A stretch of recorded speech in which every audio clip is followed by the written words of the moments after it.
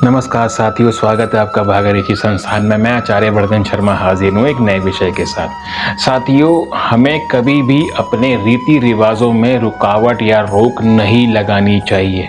जो भी रीति रिवाज हमारे पूर्वज मनाते आए हैं, फॉलो करते आए हैं, हमें उन्हें रीति रिवाजों को तहे दिल से स्वीकारना चाहिए और आए दिन उन रीति रिवाजों की इज्जत भी करनी चाहिए। और जैसा होता आया है आपके घरों के अंदर, आपके परिवार में, आपके कुनबे में, वो रीति रिवाजों को आपको पूरे दिल से मानना चाहिए।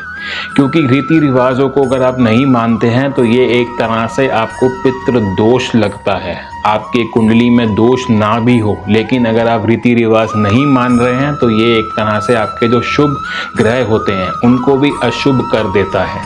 सबसे बड़ा जो एक रोक लगती है वह आपके सूर्य और बृहस्पति का जो दोष है वो लगता है आपको। जीवन के अंदर अगर आप देखेंगे, आपके घर के अंदर कलेश बढ़ रहा हो, आपकी समृद्धि घट रही हो, आपका यश मान इज्जत घट रही हो, तो कहीं ना कहीं आप देखना आपने कोई ऐसे रीति रिवाज हैं जिसके ऊपर आपने रोक लगा दी हो, या आपने अपने संस्कारों को मानना छोड़ दिया हो।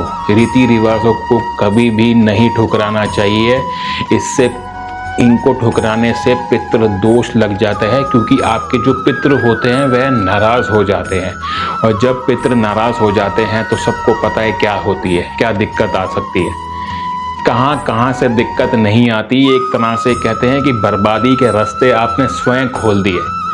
आप देखिए, विदेशों के अंदर जो डिवोर्स रेट था वो ज़्यादा अब नहीं रहा है। हमारे यहाँ पे जो एक डिवोर्स रेट है वो ज़्यादा हो गया है।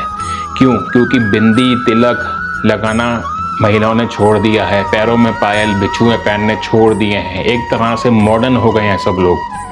मॉडर्न होना अच्छी बात है, लेकिन रीति रिवाजों को ज़रूर मानना चाहिए। आज की डेट में हम लोग रीति रिवाज वाली शादी को छोड़ के कोर्ट मैरिज करना चाह रहे हैं, लेकिन अब विदेशों के अंदर ये बोलते हैं कि नहीं, कोर्ट मैरिज से पहले हमें रीति रिवाज, शादी के 7 फेरे जो होते हैं वो लेने ज़रूरी हैं, क्योंकि ये रिश्ता अटूट है। वहाँ पर डिवोर्स रेट कम हो गया है और यहाँ पर कोर्ट की तारीख ही नहीं मिल रही। इतने सारे केसेस हो गए हैं। इसलिए कह रहा हूँ कि रीति रिवाजों को ज़रूर मानो। रीति रिवाज मानने से पितृदोष नहीं लगता। और यदि आप रीति रिवाज नहीं मान रहे हैं तो आप पितृदोष, घर के अंदर बर्बादी, घर के अंदर सुख शांति का खराब होना, ये तो बहुत आम बात हो जाएगी। यदि आप अपने जीवन में चल रही समस्या का कोई भी समाधान प्राप्त करना चाहते हैं या कुंडली का विश्लेषण करवाना चाहते हैं तो नीचे दिए गए नंबर पर ज़रूर संपर्क कीजिए। आपको आपकी समस्या का समाधान ज़रूर दिया जाएगा, और वो भी बहुत आसान उपायों के साथ। जय श्री महाकाल।